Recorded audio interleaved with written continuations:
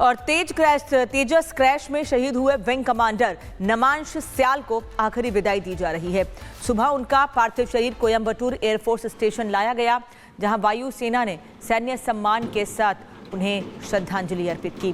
दोपहर 1 बजे उनका पार्थिव शरीर हिमाचल प्रदेश के पैतृक गांव ले जाया जाएगा, जहां अंतिम संस्कार होगा। पूरा देश नमांश स्याल के साहस, सेवा और समर्पण को सलाम कर रहा है। दुबई एयर शो के दौरान भारत के स्वदेशी तेजस विमान क्रैश में नमांश स्याल ने सर्वोच्च बलिदान दिया था।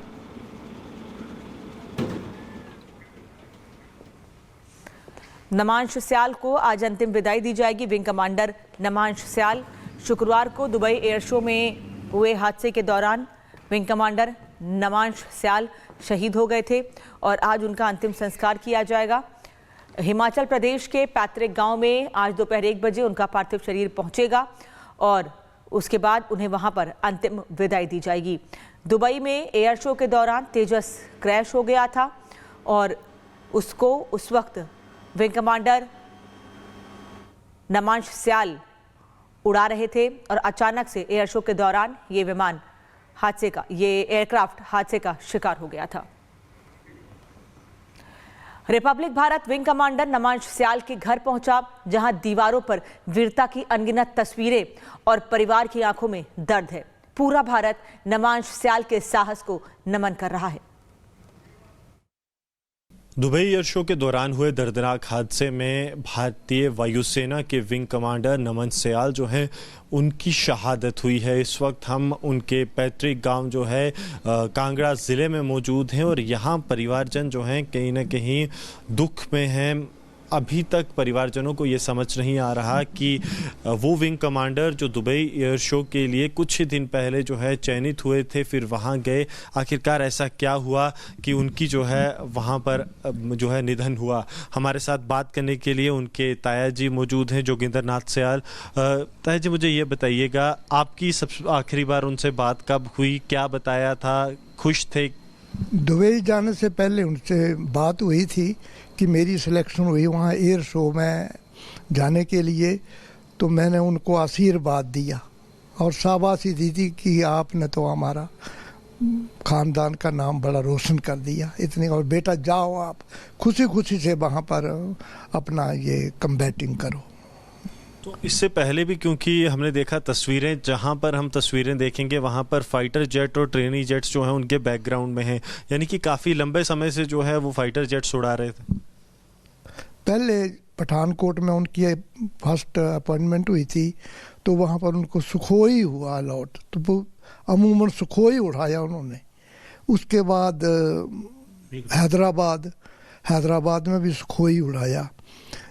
फिर ये सैलूर में पहले उड़ाए उन्होंने जेट वगैरह, और ये जब ये असाइनमेंट आई तेजस की तो उनकी ट्रांसफ़र जसूर ही 2 बेस बन गए, एक जो पुराना था और ये नया तेजस के लिए बना, वहाँ ट्रांसफ़र हुई तो वहाँ ये उड़ाते रहते थे। ये आप कितनी देर पहले ये जो है ये भारतीय वायुसेना में शामिल हुए थे? और क्योंकि एक पूरे अगर परिवार की बात करें कि पिताजी भी आर्मी से नायब सूबेदार, जिस तरह से आप बता रहे थे, रिटायर हुए, तो शुरू से ही परिवार जो है देश सेवा में था। आप लोग जो है शिक्षा विभाग में कार्यरत थे।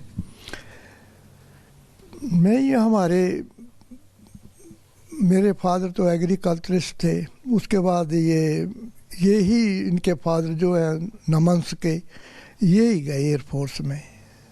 इनका शुरू से ही ये था, मैं चाहता था कि ये मेरा बड़ा लगाव था पालन पोषण, जॉइंट फैमिली थी, तो मैं तो चाहता था कि ये फौज में ही जाएं, लेकिन ये नहीं, एयरफोर्स के लिए इंसिस्ट करते रहे। परिवार के बाकी जो लोग हैं हमारे साथ मौजूद हैं, इनके फूफा जी हमारे साथ मौजूद हैं। जी, आपने भी काफ़ी लंबे समय से, क्योंकि छोटे से देखा होगा, तो मतलब किस तरह से थे, क्योंकि आपकी बातचीत भी लगातार होती है, बेहद करीब का रिश्ता था? बिल्कुल शांत स्वभाव का था, कम बोलता था, सोच बड़ी ऊंची थी और उसमें झील थी और भावना थी उसकी, मैं कुछ बनूंगा, उसके शुरू से पता लग जाता था हमें। वो थे उसके विचार, और ज़्यादा बात नहीं करनी, किससे टू द पॉइंट बात करता था। बस सारे हंसता, अपने अंदर ही हंसता हंसता रहता था हर चीज़ में। फाइटर पायलट्स जिस तरह से आप बता रहे थे, सुखोई उड़ाया, मिग उड़ाया, अब तेजस, तो कहीं ना कहीं वो एक एलीट जो कह सकते हैं एयरफोर्स के पायलट्स में से थे। तो वैसे जब आपकी बात होती थी, चीज़ें क्या डिस्कस भी होती थी कभी कभी? उसमें पहले इसकी सिलेक्शन इधर NIT हमीरपुर में भी हो गई थी, कंप्यूटर साइंसेज में भी सिलेक्ट हो गया था ये। पर इसका यही था कि मैं फोर्स में जाना है। वहाँ भी चॉइस रखी इसने कि ब्रिलियंट था, और वहाँ भी चॉइस रखी कि मैं फाइटर में ही जाना है।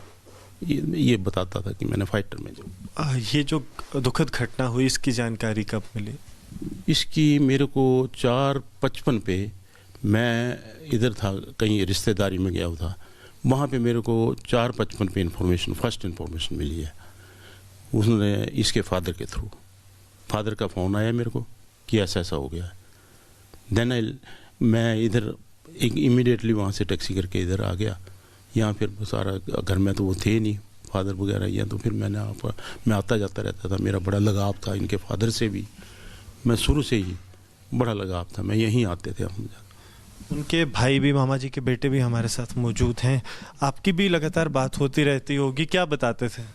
बहुत अच्छा था, देश सेवा की ही बातें करता था, और गांव में भी बड़ा अच्छा प्यार भाव था, सभी से मेल, कोई अपनी नौकरी की कोई ज़्यादा वो नहीं थी। बहुत अच्छा सभी से बात करनी, उठना बैठना नीचे हर उसमें था, पार्टिसिपेट करता था। तो काफ़ी दुख हुआ। बुआ जी भी हमारे साथ मौजूद हैं। बुआ जी, आपसे मतलब शब्द नहीं है, लेकिन आप किस तरह से, क्योंकि बचपन से आपने देखा। जी, बहुत इंटेलिजेंट था और हमारे तो बहुत रिस्पेक्ट करता था। बात बात में बुआ जी हमें बड़ा तो क्या मिल सकता वो। कि ताई जी भी हमारे साथ मौजूद हैं। ताई जी, मेरे को तो सुनाई नहीं देता बेटा, कुछ बिल्कुल मेरे को नहीं सुनाई देता। आप नमन से बात क्योंकि जब होती थी तो मुँह से बोलना, मेरे को बेटा सुनाई नहीं देता, मैं क्या बोलूं, मेरा घर उजड़ गया, मेरा बच्चा चला गया।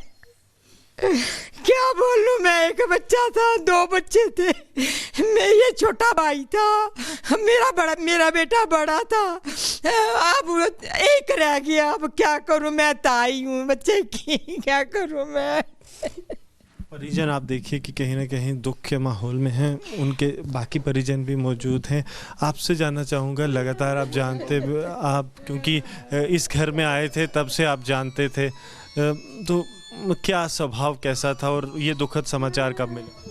बहुत पोलाइट थे, बहुत ज़्यादा पोलाइट थे, शरीफ थे, कम बोलते थे, इंटेलिजेंट थे बहुत ज़्यादा।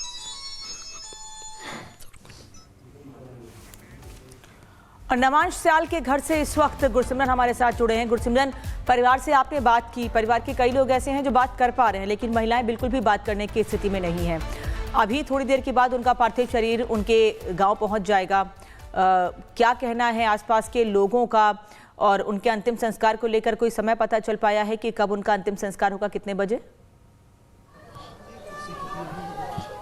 देखिए, इस वक्त हम जो है विंग कमांडर सयाल के पैतृक गांव पत्यालकर में मौजूद हैं। यहाँ परिवारजन जो हैं पूरी तरह से शोकाकुल हैं, क्योंकि परिवार ने कभी ऐसा सोचा भी नहीं था कि विंग कमांडर जो दुबई एयर शो में जा रहे हैं, कितनी मुश्किलों और चुनौतियों के बाद उनको जो है चयन किया गया था, क्योंकि दुबई एयर शो के लिए भारतीय सेना के एलीट सिर्फ जो पायलट्स हैं वही वहाँ पर जाते हैं। लेकिन एक दर्दनाक हादसा, तेजस क्रैश, और उसके बाद विंग कमांडर नमन स्याल जो हैं हमारे बीच नहीं रहे। अब से तकरीबन 3.5 घंटे के बाद 2 से 2:30 बजे के करीब का वो समय है जब उनका पार्थिव शरीर उनके जो पैतृक गांव है यहाँ पर लौटेगा। उनके ताया जी जोगेंद्र नाथ जी हमारे साथ मौजूद हैं।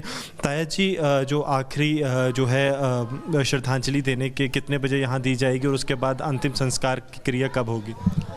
1:30 बजे कंफर्मेशन आ गई है एयरफोर्स सेंटर योल से कि 1:30 बजे गग्गल एयरपोर्ट पे बॉडी पहुंचेगी। आधा की घंटा यहाँ तक पहुँचने में लगेगा, उसके बाद कार्यक्रम शुरू हो जाएगा और लगभग 1.25 घंटे में यहाँ से हम अस्थि वहाँ जहाँ पर क्रिमेशन होनी है वहाँ के लिए चल पड़ेंगे। 3-3:30 बजे के करीब जो है संस्कार होगा, अंतिम संस्कार?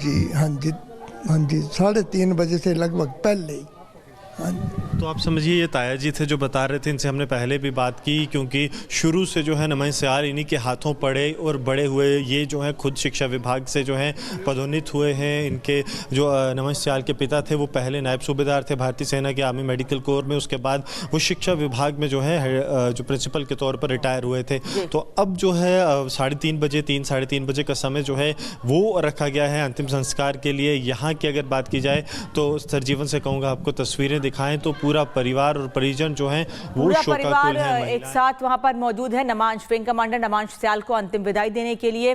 जैसे कि परिवार बता रहा है कि एयरफोर्स से ये पता चला है कि 1:30 बजे के आसपास उनका पार्थिव शरीर परिवार के पास आएगा और उसके बाद विंग कमांडर नमांश सयाल का अंतिम संस्कार किया जाएगा।